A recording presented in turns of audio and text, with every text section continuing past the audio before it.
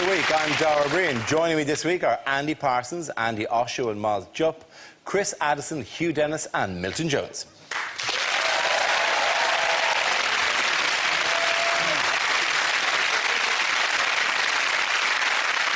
We start with a round called Headliners. Here's a picture of Defence Secretary Liam Fox and the Prime Minister on a recent trip. But what does FSRC stand for? Is it, in fact, the four words that describe the pair of them? Feckless, spineless, reckless, clueless.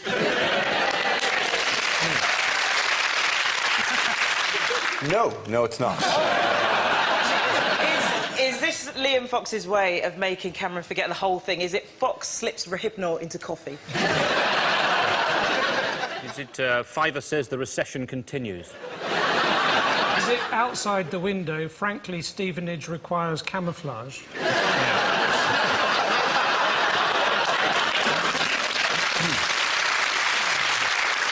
Is it Fergal Sharkey and Richard Clayderman? I haven't got my glasses on, to be honest. Is it a professional qualification? Are they both fellows of the Society of Right Cocks? We're just going for abuse now, are we? Is it Frank Spencer and Roy Castle? Not recognising them. Somebody tell me who they actually are and we can save a lot of time. OK, is it Frank Sinatra and Ray Charles? It's none of these... If I give you a clue, it's not just two names of any random people that begin FS and RC. Quite simply, is it Fox's sake resign? Come on.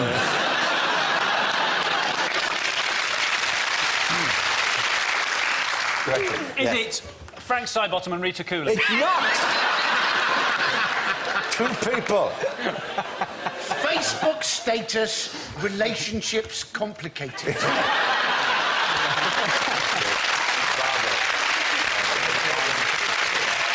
OK. Please, I'll give you a clue. F stands for Fox. Fox scandal rocks Conservatives. Thank you very much, Hugh. Very good. Yes, the answer I was looking for was Fox scandal rocks Conservatives. This is the news that Defence Secretary Liam Fox has been forced to explain his conduct following allegations that his working relationship with best friend and former flatmate Adam Werrity broke the ministerial code. Dr Fox faces a storm over the affair and has apologised to the House. Why is Dr Fox in trouble? He's in trouble because he has his best man, his best mate, has been using a card which says advisor to Liam Fox. And you're thinking, if he was genuinely an advisor to Liam Fox, he is the worst advisor ever, because his first bit of advice should be, you should be having nothing to do with me. I'm really going to knacker your career. What's his name? Adam Werrity. It's very difficult not to say that as Adam Werrity. All day I've been doing it like he's Elmer Fudd. Adam Werrity, Adam Werrity. Where was the fox? I am Adam Werrity. But he's been taking Werrity to meetings with him, and I suppose the worry is that will spread through government. I mean, imagine if David Cameron had a useless bloke that he took to meetings with him. Wouldn't it be great if all of this had come to light because someone would be going through Fox's bins?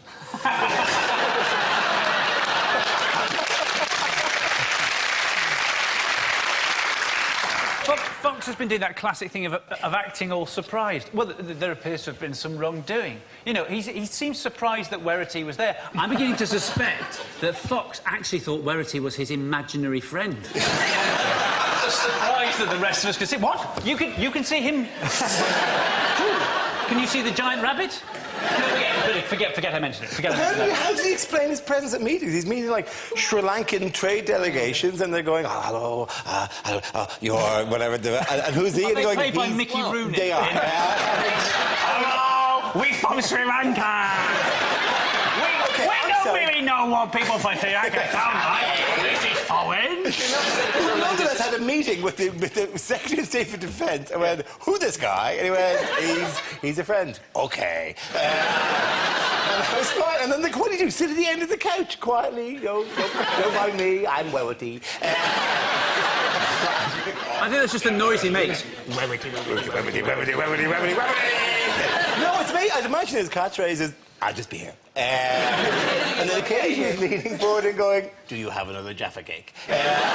And the Shrek is going, oh, no, Jaffa cake. Jaffa cake. We know here of Jaffa cake. Strange following If they go, oh, well, and then they go to the meeting and you can hear every time the door opens, oh no, Jaffa cake! They're furiously Googling Jaffa cake. Invented Jaffa cake from first principles. Jam! What jam? Just there stuffing his face.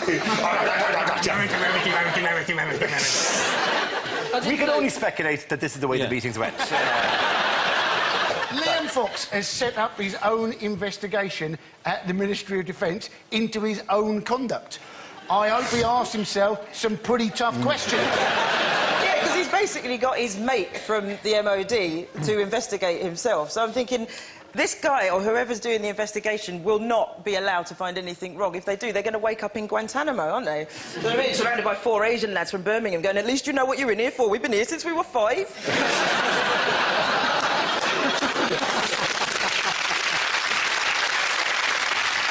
What kind of places was he there? Where was he meeting Adam Werrity?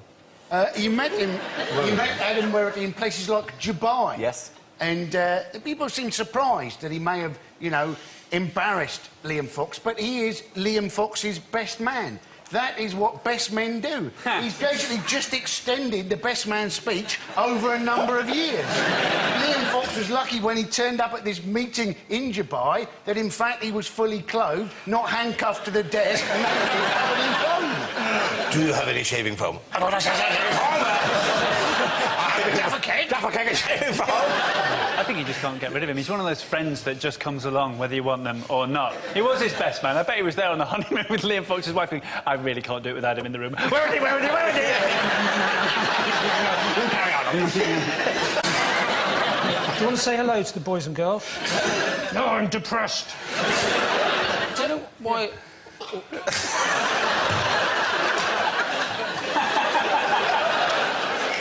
If you hadn't got that joke in, how long would you have kept the carrot in your pocket? It's been there since last series. We've all got work for our best man, haven't we? I mean, who was your best man? Is that Byrne? But I'm not saying that he got kicked. He's never appeared on Mock the Week, has he? Independent role. He doesn't walk around as There should be an inquiry into this, Dara. I think we should get... What animal has caused tensions to rise within the Conservative Party recently? Is it a cat? It was a cat. Yes, it was a cat. This is the cat with its owner, Camilla Soria and Frank True. Any idea why May the cat was so important? Yes, basically, this was the whole idea that a judge had said he could only stay in the country because he owned a cat. He being Camilla Soria, the man on Turned out it was obviously a lie, and it's important that we shatter that myth. Otherwise, in fact, everybody coming into this country will be trying to buy a cat because, in fact, they can stay here. Yes, who told the lie? Theresa May. Theresa May, yes. We have, in fact, 10 million cats already in this country, and they kill 300 million creatures a year, including 55 million birds. They are evil bastards. Cats do show a level of commitment. When we had a cat when I was a kid, right, this cat ate a ball of nylon string. It was when it was about 3 years old, and the string unravelled in its stomach and came out in its poo, right? Which meant that whenever it pooed, it came out like a string of sausages. I was very young, but all I can remember every morning is my dad with a pair of scissors going... It's going to go on for months. I don't know, just lifted it. I'll just explain it. Camilo Soria is a Bolivian who fought deportation after committing a crime. He was up for deportation partially because he stole from Debenhams. And that's a bit unfair. You can't get more British than stealing and looting. What did he steal? What did he steal? He stole a porcelain cat. He did.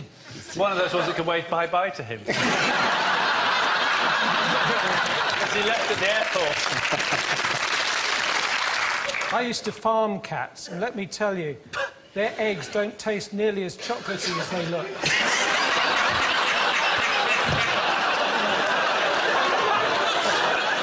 OK, get there, and the points go to Mars, Andy and Andy!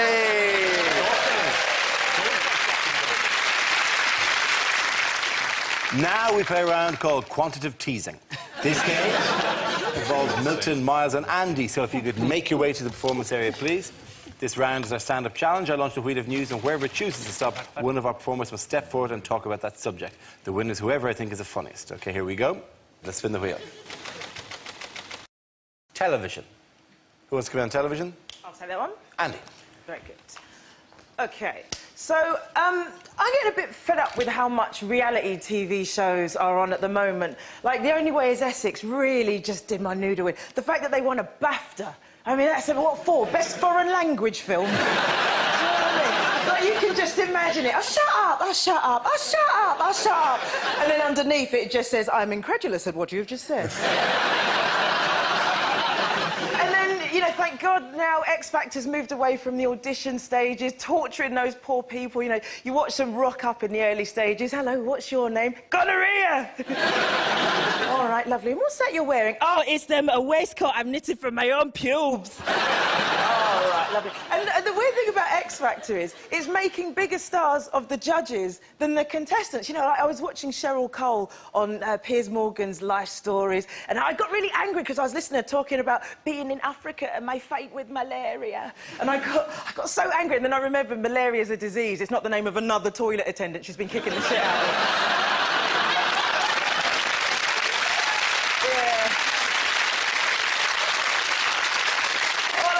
This. Look, if she likes hitting black people so much, maybe she should go out with Chris Brown, see how that works out for her.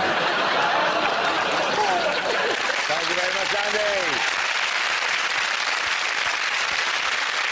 OK, let's spin the wheel again. Subject is hospitals. Who wants to come in on? Miles. Hospitals. I can understand why some people think that they're a good idea. I really dislike them. I think hospitals are terrifying places to be. I've had several general anaesthetics over the last year. I'm terrified of all of these things. I think hospitals, you know, they are basically they are grey buildings full of people who are dead, about to be, overworked, stressed out, or asking for change for the car parking facilities. That's all they... I can't understand, therefore, why even now, even today, we have this thing where the idea that a nurse's uniform is considered sexy. Now, you know, I've got no doubt whatsoever that lots and lots of nurses themselves, I should imagine some of them unbelievable creatures, but the idea... But the idea that the outfit itself is sexy. And yet, if you wander into a sex shop, either, you know, deliberately, or, you know, you might have some sort of job that involves touring, you've constantly got to go and ask directions in places. You know, still, people are buying nurses' uniforms as a sexy outfit. What is sexy about a nurse's uniform? Surely a nurse's uniform, that just screams hospital at you. Who's at home going, oh, I'll tell you what, darling, could you dress up as a nurse for me tonight? You dress up as a nurse. I want you to remind me of the time I had a length of my bowel removed. Would you do that for me? Would you? Go on, I'll tell you what, when you put that on, act like a naughty nurse. Go on, act like a naughty nurse. A naughty nurse is one that doesn't wash their hands. That smothers you with a pillow, having subtly encouraged you to alter your own will.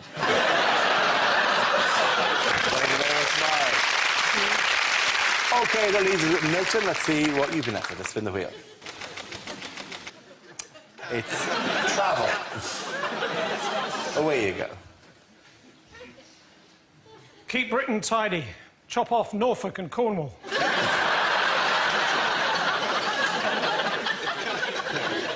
People from New Zealand don't like being called Australian, do they? Oh, no.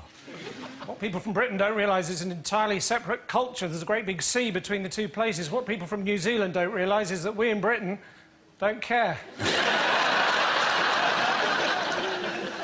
I've just come back from Holland.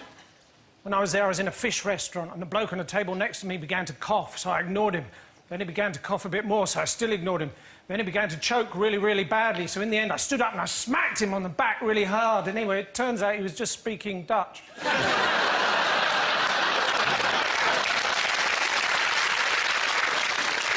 That works with Welsh as well. You have to admire the